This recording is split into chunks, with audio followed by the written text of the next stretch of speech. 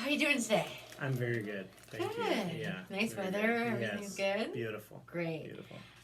We're just gonna debrief a little bit Okay. about your lesson and Okay. see how you're feeling about everything. All right. So what I first kind of wanted to start with is what you feel worked today. I feel like what worked was I feel like the independent tasks that I gave the students to do while I was doing guided reading, I feel like that they were at a good level. I feel like it wasn't work.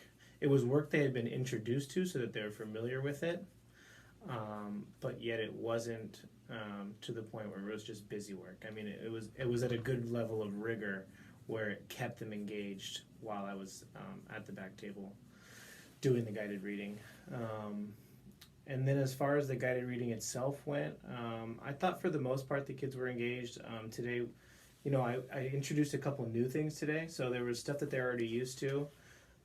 So they were used to that setting, but they weren't used to it was the first time I introduced them to the Post-its. It was the first time I introduced them to the question cards.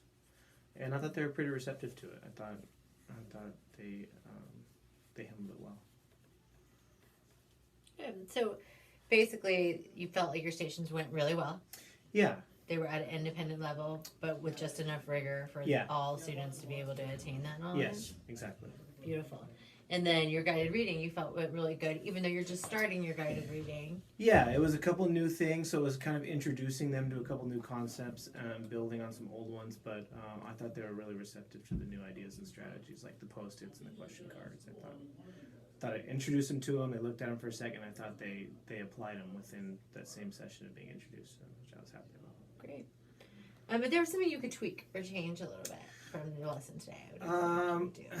As far as a management standpoint, I need to make it a little more clear to the rest of the class that while I'm engaged in guided reading at the back table, I'm kind of off limits, you know, and that they need to either ask a fellow classmate or just move on to something else if they have a question about what they're doing. Like, because I got interrupted a few times with questions from people in groups while I was doing guided reading, and that doesn't work. So clarifying instructions on what to do if you have a question. Also, I'd like to get into more reading. I mean, we did during the guided reading. I feel like we stopped a lot. It was like read a little bit, stop and talk. And next time I'd like to get through more text. Like we didn't get through a lot of text, and which was okay, especially for the first time introducing the new strategies. But next time I'd like to get through more reading. So when you were reading the text, I noticed the management outside of the classroom too. But I also, when you were reading the text, the students were whisper reading, but some of the students weren't whisper reading. Can you explain that to me? Yeah, so that's another thing. It's like I had introduced whisper reading the last few times that we've done guided reading. We've done it, and still, you know, kids just quietly read to themselves. And I tried to explain to those kids that were just reading to themselves, look, I want to hear how you're saying it. I need to be able to hear you a little bit. And it seemed like even when I would say that, they would go, okay, and then just go back to quietly reading. So that was a little frustrating. Some kids do it great, and then I you know, and maybe I should have modeled it a little more, even though we've done it 3 or 4 times.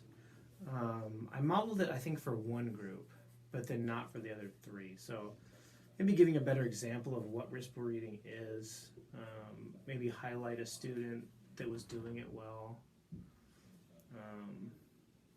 Yeah. So when you're doing your guided reading, what was the overall encompassing point of having that guided reading group to you? For me, it was basically having the students recall key details from the text. That was like the main objective. You know, and the way I put it to them was like, if you were going to retell me what you read, what are the most important things that would be included when you retold me what you read? So that was like the main idea. And so that's how where I applied the sticky notes was like on each one of those key details that you would tell me or that answers one of those cards on the question, you know, put a sticky note. And so everything, all the strategies that we were doing today were based around picking out the key details from what they read. So what I hear you saying is that you felt like you didn't have enough time to read, with the students, so it might have been a little bit more difficult for them to be able to apply the strategies. Exactly. Yeah. Like I feel like we should have got through more text so they could have got to more of those key details. I feel like I spent too much time stopping, either explaining the new strategy or talking about maybe one key detail that a student found. You know, I stop and talk about that for a few minutes, and next thing you know, your guided reading session's over. Exactly. Yeah. Okay. Where do you think you want to go from here? Like, from this point? As far as guided reading goes, you know, I don't know. I mean, like I said, get through more text. Get through. Again, I also noticed that I think I kept it too similar, like the strategies that I was introducing to my low group, as opposed to this. I kind of kept the same ideas and ran it the same way with the highest group. The only thing that changed was the level of the text. And I'd like for the strategies and the kind of discussion also to get deeper and more advanced, and not just change the text and keep everything else the same. So I kind of feel like the higher groups got off a little easy because, yeah, the text was harder, but I didn't step up the rigor on like the strategies and discussion and stuff like that. Interesting. So what you're kind of saying is that you applied the same task to all 4 of your groups, but the rigor wasn't there to intensify the higher level thinking for your higher group. The higher level reading came, but I didn't apply the higher level thinking strategies with the higher level reading. What do you think you could do to add into that? You know, just the kind of critical things I'm asking them to think about, the critical questions that I want to ask them. You know, the stuff that I pull out of them. You know, I think time sometimes is a concern for me, and you know, I don't know, just diving deeper into the responses that they give me, and not just taking a one-line answer, you know. Yeah, just not letting them get away with just the easy answer, you know, because I know that high group, certainly the highest group, and then even the group below that, I think is capable of a lot. Yeah. What did you think about the student behaviors at your tables? It was surprising because even though we've done it a few times, for some reason, every time I go to start guided reading, I always just think to myself and just assume that because I only have 6 kids that it's going to go really smoothly. And I don't know why I think that every time. And then every time it starts, and every time there's 2 kids that are goofing off next to each other, and I'm like, oh yeah, you know, it's like just because there's 6 of them doesn't mean they're all going to act perfectly.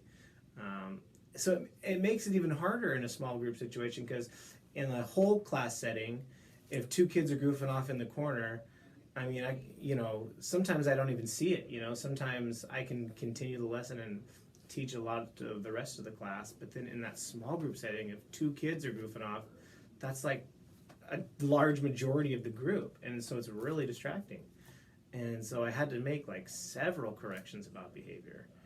And it was hard, you know, because when I'm correcting somebody else's behavior, nobody else is continuing reading. They're all looking at what I'm saying to the student. So yeah, it was difficult. It was frustrating, you know, and it's yeah. So the behavior is impeding on some of the student learning. Big time. What do you think you could do about that? A simple fix, something simplistic that you could fix. You know, I've set up incentive plans because, you know, it's always the same. It's often the same 5 students, you know. And, you know, I've done things like established relationships with their parents. I've set up reward systems. I check in with their parents once a week. So I've set up these things, but I have to be better, I think, at following through with them. You know, like in the moment when something like that is happening, just kind of like reminding them of these deals or these goals that we've set up. And how they're not meeting them, you know what I mean? It's kind of like in the moment, it's just kind of like I'm trying to put out individual fires instead of addressing this like, you know, constant behavior, like this underlying behavior that goes through almost every lesson that we do, you know? And so whatever system it is, I just have to remember to use it, you know, whether it's a clip chart or a shark bait or a check mark next to your name, whatever it is. I just have to be consistent, and that's also what I have trouble with. Like I'll set up like a check mark system where if you get 3 check marks in a day, you get a referral or whatever, you know. And but then I'll find myself go 2-3 days with correcting behavior verbally, but not following through on the check mark. And so what I say doesn't hold weight a lot of the time. And so I think where that kind of culminates is in a small group setting where if I had been following through on that all day or all week, it may not be as bad in that small group setting. So setting up those rules and routines are extremely important. And sticking to them, yeah. Exactly. And enforcing them when I say I'm going to enforce them. I do that a lot, I've noticed. I say, that's your last warning, you know, and then I don't follow through on the consequence when it happens again. And not never, but sometimes, you know, I don't follow through on the consequence I set up. And if we lived in life, and that was the case, and there was never any consequences, your kids are smart. I don't blame them. Yeah, they're very smart. They're very smart. They know exactly what they're getting away with. And so what do you think, I notice in your classroom you have a very flexible seating arrangement in which kids can sit and do their work wherever they want to do their work. What could you do maybe to adjust that a little bit, even at your guided reading table? Yeah. I've been thinking about that a lot. Like even, you know, that this also becomes a problem. Like when we go whole group to the carpet, you know, the same problem happens. The same 3-4 kids sit next to each other, and it becomes this problem corner. And and that's another thing I've threatened but never have followed through on. So assign seating on the carpet. I've said that. I'm gonna assign you guys seats on the carpet if you keep this up. I've said that probably 3 times. And so assigned seating in a small group setting, a guided reading, assigned seating on the carpet, I think would help significantly. And there was stations today, you know, they were pretty loose, you know, but there's that side table where the group of 6 was supposed to be doing the California map. They were enjoying that a lot. Right. And then there was the Reader's Theater outside, and of course that, you know, all the only specific I give to them on that is you just have to be outside where I can see you in the area. And then the other station was at your desk. So and then of course at the computers. Mm-hmm. So the desk thing was a little flexible. I struggle with that. I feel like I need to make more workspaces that are conducive to productivity. I don't feel like they are. I feel like, you know, that side table is real skinny and kind of shoved up against the wall. I don't like it. I don't like, you know, I'm forced to like put a group outside, which I'm okay with, but it gets a little kind of loose. I wish I just had a better, like a really nice workspace, you know. I wish I had a couple of those around the room that I haven't figured out really how to like physically set those up yet. Even the guided reading station, you know, it's a table in the back. But just physically, I don't know. I would say physically I need to work on making an environment that's easier to learn and stay on task in, for sure. Interesting. So I hear right now that your main 2 topics that you're going to want to focus on is classroom management. Yeah. And where those kids are going to be located in their physical space and providing that physical space for them to have the highest productivity. Yeah. So definitely, because I know it makes a big difference, because when I had that menu up there on the board today, I've done days where I didn't specify that this had to be done at the side table, this had to be done outside. I just would give them a menu of things to choose from, and say, for the next hour and a half, you just need to complete these tasks. And they literally could work anywhere. And that was difficult, that they had real trouble. So I've noticed that the more structured like the workspace, you know, the spacing of the activities, the smoother they run. You know, and the whole rotation from place to place helps them, I think, kind of focus. So rotating keeps their mind moving in that way. Exactly. They're not just sitting in one row area. Yeah. Working on stuff.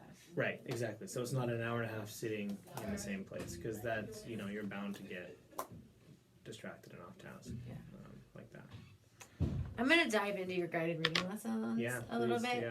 Yeah. And I just want to kind of know, like, if you were to do this tomorrow, which you are, what would you do a little bit differently tomorrow, looking back? like I said, I think I would have them do more independent reading. I think that, the reading times are really short, so I would want more extended reading. And then also, I didn't utilize any partner talk. I think all my, all the conversation was me to them, and I think that I can utilize some of that time for two people next to each other to read and then ask each other those questions. I mean, even a student gave me that suggestion. Why don't we ask each other these questions? Your Okay, good students idea. have a lot of advice.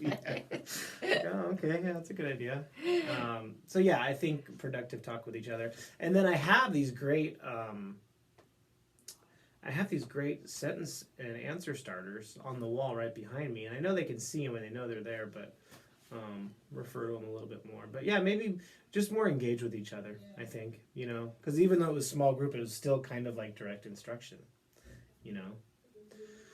Yeah, and the purpose of guided reading is to take the heavy lift off of you. Right. And put it on to the Right. teacher or on Right. to the students, and that's what you really want to be doing. Right. When the students were reading, were you tapping in to listen to them or at any point, or?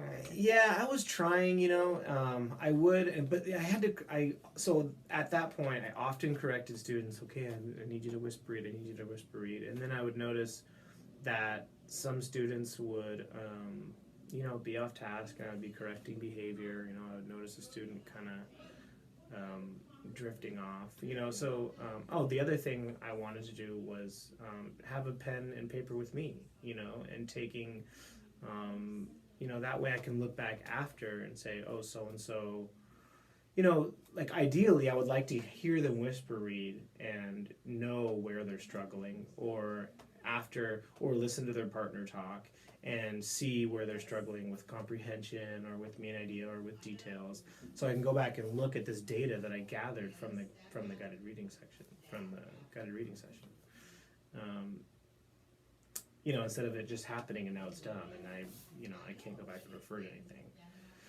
Definitely. So I think taking notes that I can go back and look at, but again, I think at this point, I was a little sidetracked with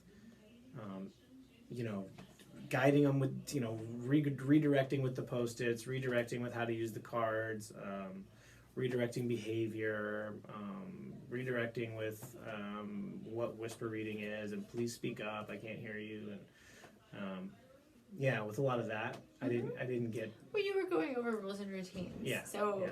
what you're saying is it was more of a rule and routine guided reading lesson to Yeah. understand how to do guided reading, because you're Right. new to this, Right, and that's right. completely fine. Right. If you don't set those rules and routines, Yeah. it's going to be a mess. Yeah, And I think that you did a really, really good job. There's a couple of things that maybe we might want to look at. I'm going to Yeah. provide some resources Yeah, for you please, to yeah. help you out. Yeah. But I'm excited to come in and see you a week or 2 weeks from now and Anytime. see how it goes. Anytime. All right. Yeah. Thanks, Brady. Thank you.